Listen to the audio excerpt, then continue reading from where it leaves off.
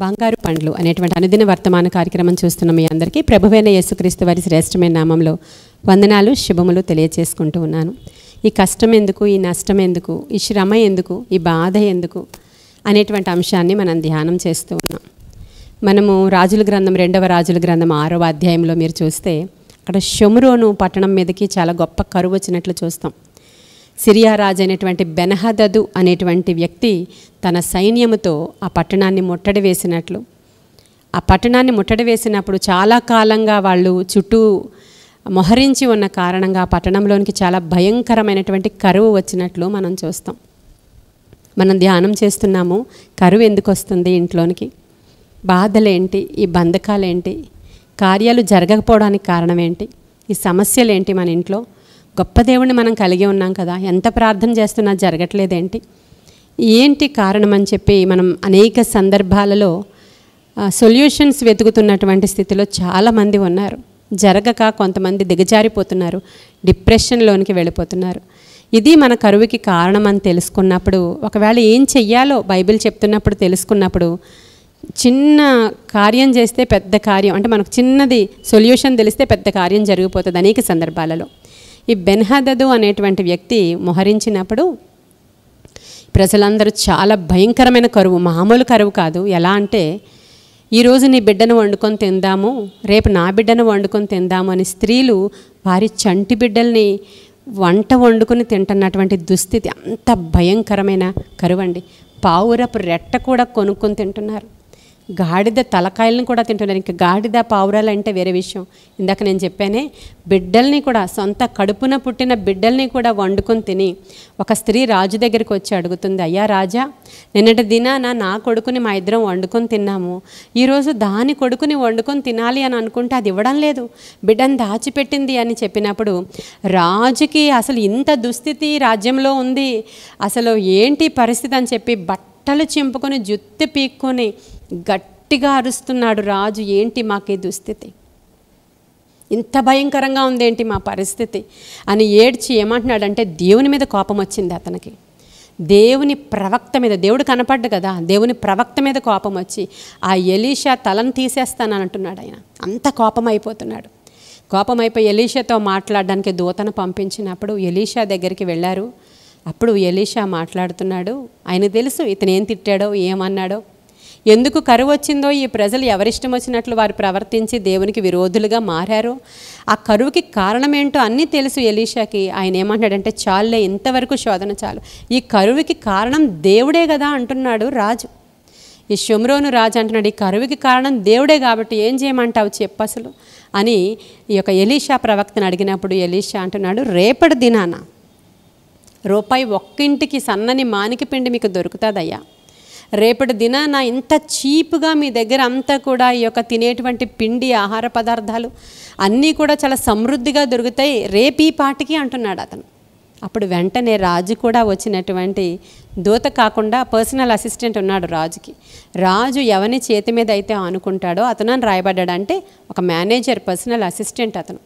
అతను అంటున్నాడు, ఏంటి ఈ ఇంత కరువు, ఎంత కరువు ఉందో తెలుసా నీకు, అసలు ఎంత కరువు అనుభవిస్తున్నారో ప్రజలు తెలుసా నీకు, అసలు ఏం మాట్లాడుతున్నావు నువ్వు, రేపటి దినాన ఈ టైంకి ఇంత చీప్గా ఆ పిండి దొరుకుతుంది, ఎవరు దొరుకుతాయి, ఫుడ్ అంతా దొరుకుతుంది అని చెప్తున్నావు, ఒకవేళ దేవుడే కానీ ఆకాశం తెరిచి ఆకాశం కిటికీలో నుంచి వేసినా కూడా రేపటి దినాన్ని ఇలా ఎలా జరుగుతుంది, ఏం మాట్లాడుతున్నావు అని అడిగాడు. వెంటనే ప్రవక్త అంటున్నాడు, ఒక ప్రవచనం చెప్పాడు ప్రవక్త, ఆ ప్రవచనం విని ఇతను నమ్మలేదు కాబట్టి, నీవు నమ్మలేదు కదా, అందుకే రేపటి దినానిది ఖచ్చితంగా జరుగుతుంది, ఇది దేవుని మాట జరుగుతుంది, కానీ నీవు నమ్మలేని కారణంగా అది చూడడానికి నీవు ఉండవు అన్నాడండి.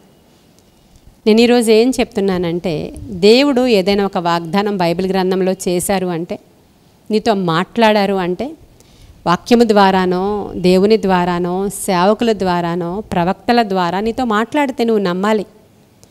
నీవు నమ్మిక మాత్రం ఉంచు అంటారు ప్రభు. నమ్మి దాని కొరకు నీవు ప్రార్థించాలి, దానిని నమ్మినప్పుడు రిసీవ్ చేసుకోవాలి. కొన్ని సందర్భాల్లో బిడ్డల కొరకు వాగ్దానాలు ఉంటాయి. నీకు గర్భఫలాన్ని ఇస్తాను అని గుడ్రాలతో దేవుడు మాట్లాడిన సందర్భాలు, కొన్ని సందర్భాల్లో నిన్ను పైవానిగా ఉంచుతాను, గొప్పదానిగా ఉంచుతాను, ఉన్నతుడుగా చేస్తాను, నీ బిడ్డల్ని నీవు చూస్తావు అనే ఆయుష్కాల దీవెనలు ఉంటాయి. ఇవన్నీ కూడా నీవు నమ్మాలి. ఒకవేళ నీకు రోగం కలిగిన యోబు చెప్తున్నాడు, నేను చావనే చావను, నేను బ్రతికి దేవుని యొక్క క్రియలను నేను వివరిస్తాను. హల్లెలూయా. అతడు దర్శనాలు చూస్తున్నాడండి. భూమి ఎలా గుండ్రంగా ఉంటుందో చూస్తున్నాడండి. తన దేవుడు సజీవుడని చూస్తున్నాడండి. భూమి మీద నా దేవుడు సజీవుడు అని కేకలు వేస్తున్నాడండి. యేసుక్రీస్తు ప్రభువారు ఇంకా రాక మునిపే కొన్ని వేల సంవత్సరాల క్రితమే అతడు ఆ దర్శనాలను చూసి కేకలు వేస్తున్నాడు. ఆ విధంగానే అతడు సజీవుడిగా నిలిచాడు, చనిపోలేదు. ఎంత దిగజారిపోయి కృషించిపోయి అతడు చర్మమంతా చీకిపోయి దుర్వాసన కొడుతూ అసలు ఇంకా భయంకరమైన స్థితిలోనికి వెళ్ళిపోయి 10 మంది బిడ్డలను కోల్పోయి, ఆస్తిని కోల్పోయి, ఆరోగ్యాన్ని కోల్పోయిన అతడి యొక్క నిరీక్షణ అతన్ని సిగ్గుపరచలేదు. ప్రియమైన దేవుని బిడ్డలారా, దేవుడు నమ్మదగినవాడు. ఒకవేళ నువ్వు ఏ పరిస్థితి గుండా వెళుతున్నా, అమ్మా తప్పకుండా దేవుడు కార్యం చేస్తాడు. నువ్వు నమ్మిక మాత్రం ఉంచాలి. నువ్వు నమ్మకంగా ఉండు, పరిశుద్ధంగా ఉండు, వాక్యానుసారంగా జీవించు. ఇంకా ఏం సరి చేసుకోవాలో తెలుసుకుని సరి చేసుకో. ఖచ్చితంగా దేవుడు అద్భుతం చేస్తాడు మీకు. ఆ రాత్రి ఏం జరిగిందంటే, కుష్ఠరోగులు ఉన్నారు అక్కడ ఊరు చివరన. దేవుడు మాట్లాడాడు కాబట్టి, ప్రవచనం సేవకుడి నుంచి రిలీజ్ అయింది కాబట్టి దేవుడు ఒక గొప్ప శబ్దాన్ని అక్కడ రప్పించాడు. వెంటనే ఆ సిరియన్ దండు అనుకున్నారు, వాళ్ళ దేవుడు అనుకోలేదు కానీ సిరియన్ దండు అనుకుంటున్నారు. వాళ్ళు ఎవరో రథాల మీద గుర్రాల మీద వచ్చేస్తున్నారు, మన మీద అటాక్ చేస్తున్నారని చెప్పి భయపడి వాళ్ళల్లో వాళ్ళే పొడుచుకొని వాళ్ళల్లో వాళ్ళే పారిపోయి అక్కడి నుంచి ఆ ప్లేస్ అంతా ఖాళీ చేసి వెళ్ళిపోయారు. ఎవరైతే మొహరించి ఉన్నారో గోడ అవతల, ప్రాకారం అవతల, వాళ్ళందరూ చాలా ఆహార పదార్థాలు తెచ్చుకొని చాలా రోజుల వరకు అక్కడ పాగా వేయడానికి మొహరించి ఉన్నారు. షోమ్రోను పట్టణం అవతల వాళ్ళు పారిపోయారు. ఎవరో వచ్చేస్తున్నారు యుద్ధానికని. దేవుడు అలాగ క్రియేట్ చేశారు వాళ్ళకి. మన దేవుడు ఏదైనా చేయ సమర్థుడు. ఒక్క మాట మాట్లాడితే ఆయన జరుగుతుంది అంతే. లేని దాన్ని ఉన్నట్టుగా చేస్తాడు, ఉన్నదాన్ని లేనట్టుగా చేస్తాడు. నువ్వు నమ్మాలి, నమ్మిక మాత్రం ఉంచంటారు ప్రభువు. కాబట్టి వాళ్ళు పారిపోయారు. ఆ యొక్క ఊరు చివరున్నటువంటి ఆ కుష్ఠరోగులు చూసేసరికి వాళ్ళు అక్కడ ఎవ్వరూ లేరు, అదంతా ఖాళీగా ఉంది. వాళ్ళు తెచ్చిన దోపు సొమ్ము ఉంది, అక్కడ చాలా ఆహార పదార్థాలు ఉన్నాయి. 4 కుష్ఠరోగులు లోపలికి వచ్చి రాజుగారికి ఈ విషయాన్ని చేరవేశారు. వెళ్ళినప్పుడు చుట్టూరు ఆహార పదార్థాలే, చాలా రాసులుగా వాళ్ళు తెచ్చినవన్నీ ఉన్నాయి. ఇమ్మీడియట్గా వాళ్ళ కరువు తీరడానికి అవసరమైనంత సమృద్ధి అక్కడ ఉంది. రూపాయి ఒక్కటింటికి సన్నని మానిక పిండి అక్కడ దొరికేస్తుంది. ఉదయకాల సమయంలో ప్రజలందరికీ ఆహారం సప్లై చేయబడింది. అద్భుతం జరిగింది. ప్రజలందరూ తండోపతండాలుగా వచ్చారు. క్రిక్కిరిసి జనాలందరూ ఒకేసారి కొనుక్కోవడానికి వచ్చేటప్పటికి ఎవరైతే పర్సనల్ అసిస్టెంట్ ఉన్నాడో రాజుకి, అతని మీద నుంచి తొక్కుకొని వెళ్ళిపోయారు. ఆ తొక్కిసల ఆటలో అతను చనిపోయాడు, అసిస్టెంట్ చనిపోయాడు. దేవుని యొక్క ప్రవచనం అలా నెరవేర్చబడిపోయింది. ఎవడైతే ఆ యొక్క మాటను నమ్మలేదో అతను చనిపోయాడు. ప్రియమైన దేవుని బిడ్డలారా, ఇప్పుడు మనము ఫిజికల్గా చనిపోము కానీ ఆత్మీయంగా అనేక సందర్భాల్లో చనిపోతూ ఉంటాం. మాటని రిసీవ్ చేసుకోవాలి. దేవుని యొక్క మాటను పట్టుకుని మనం ప్రార్థన చేయాలి. దేవుని యొక్క నిజమైనటువంటి నడిపింపు ఉన్న సేవకులు ఎవరో అక్కడికి వెళ్ళాలి. మీరు ఎక్కడికి పడితే అక్కడికి పరుగులు పెట్టేటువంటి దినాల్లో, ఈ రోజుల్లో ఇక్కడికి ప్రవక్తలు లేరు, సేవకులు లేరు అంటున్నారు. ఎందుకు లేరండి? దేవుడు తన ప్రవక్తల ద్వారా మాట్లాడుతూనే ఉంటాడు, తన యొక్క సేవకుల ద్వారా మాట్లాడుతూనే ఉంటాడు.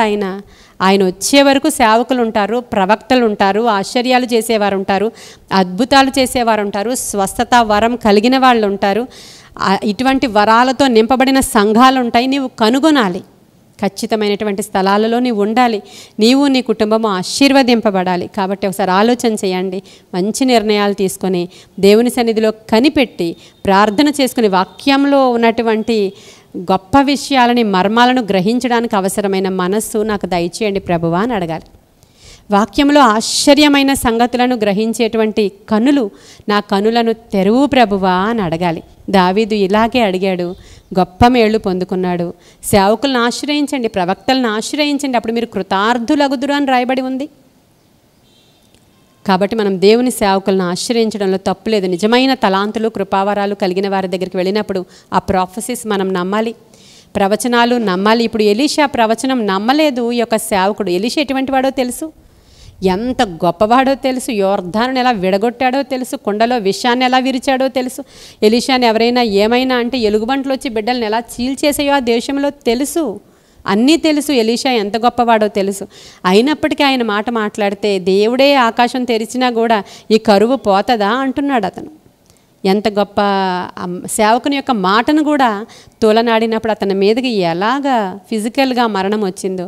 ఈ రోజుల్లో ఆత్మీయంగా మనం అలా చచ్చిన వారం కింద అయిపోతాం. ఫిజికల్గా ఈ మరణం రాదు, ఆత్మీయంగా దేవుని విషయాలు నమ్మలేని దుస్థితిలోనికి వెళ్ళిపోతున్నాం.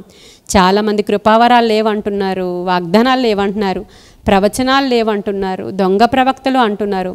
ఆత్మీయ దుస్థితి, చనిపోయిన స్థితి, ఇవన్నీ కూడా ఉన్నాయండి సంఘాలలో. ఇప్పుడు ఆపరేట్ అవుతున్నాయి, జరుగుచున్నాయి, చూస్తున్నాం, మా కనులారా చూస్తున్నాం. గొప్ప కార్యాలు జరుగుచున్నాయి, గొప్ప మేళ్ళు దేవుడు కృమ్మరిస్తున్నాడు, మాట ఇచ్చి నెరవేరుస్తున్నాడు. ఆయన వాగ్దాన పూర్ణుడు, ఆయన పేరు. వాగ్దానం ఇచ్చి నెరవేరుస్తాడు ఆయన. మాట ఇచ్చి తప్పడానికి ఆయన ఈ లోకంలో రాజు కాదు, పరలోకపు రాజు ఆయన. హల్లెలూయా. ఆయన మనుష్యుడు కాదు, మాట ఇచ్చి తప్పడానికి ఆయన దేవుడు. కాబట్టి గొప్ప కార్యాలు దేవుడు జరిగించాలని, ఈ కరువుకి, నష్టానికి, కష్టానికి, ఆ షోమ్రోను పట్టణంలో ఉన్నటువంటి ఆ కరువుకి ఆ కారణం ఏదైనా కానీ దేవుడి దగ్గరికి వెళ్ళి నీవు విచారణ చేస్తే ఒక మాట చెప్తాడు ఆయన. ఆ మాట చెప్పున నీవు చేసినప్పుడు అద్భుతం జరుగుతుంది. అట్టి అద్భుతాలు మీ గృహాలలో జరగాలని, అనేకమైనటువంటి ఆశ్చర్య కార్యాలు మీ గృహాలలో జరగాలని, దేవుని యొక్క నోటి మాటను రిసీవ్ చేసుకునే శక్తి మీకు రావాలని, అపనమ్మిక తీసివేయబడాలని, అనుమానం తీసివేయబడాలని, విశ్వాసం పెరగాలని, మీరందరూ విశ్వాసవీరులుగా మార్చబడాలని ఈ కొన్ని మాటలు దేవుడు మన వెనుకడిలో దీవించునుగాక. ఆమెన్. ప్రార్థన చేసుకుందాం. మహాపరిశుద్ధుడైన తండ్రి, మహోన్నతుడైన దేవ, నిత్య నివాసి సత్యస్వరూపినికి వందనాలు ప్రభువ. నీ మాట చెప్పున మేము చేయడానికి సహాయం చేయండి. నీ మాట చెప్పున నాయన వలవేయడానికి సహాయం చేయండి. నీ మాట చెప్పున గొప్ప కార్యాలు మేము చూడడానికి సహాయం చేయండి. నీ మాట వినే చెవులు మాకు దయచేయండి.